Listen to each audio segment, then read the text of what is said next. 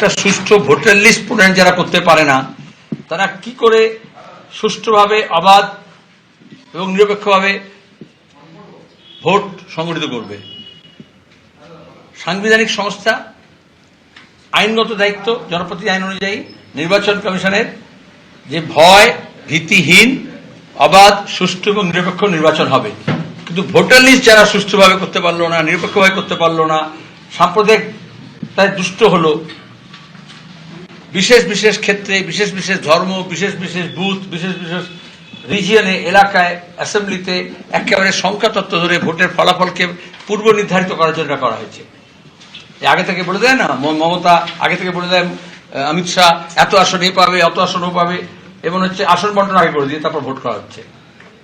আমরা শেষ দেখে ছাড়বো বলেছিলাম। আন্দোলন আমাদের চলছে ভোটাধিকার প্রতিষ্ঠার জন্য, গণতন্ত্র পুনঃপ্রতিষ্ঠার জন্য রাজ্যের যে লড়াই, সাংবিধানিক অধিকার পুনঃপ্রতিষ্ঠার জন্য এদেশের যে লড়াই, এবং গণতন্ত্রকে সংকুচিত করার বিরুদ্ধে সম্প্রসারণ করার যে লড়াই, সেটা চলবে। মানুষকে সঙ্গে নিয়ে চলবে। যাদের ভোটাধিকার আছে, যাদের ভোটাধিকারকে সন্দেহজনক করা হয়েছে, তাদের সবাইকে নিয়ে মিলিত উদ্যোগে এখানে কোনো বিভাজনের রাজনীতি হবে না। বিজেপি তৃণমূল চেয়েছিল সিএনআরসির মতো এটাকে ঘিরেও যাতে বিভাজন করা হয়।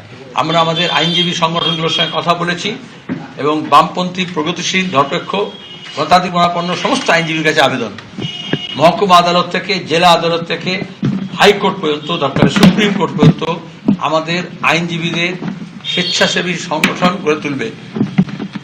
যেমন আমরা রেড ভলেন্টিয়ার তৈরি করেছিলাম করোনার সময়, যখন মানুষের অক্সিজেন ছিল না, তখন অক্সিজেন সিলিন্ডার নিয়ে ছুটেছে আমাদের ভলেন্টিয়াররা।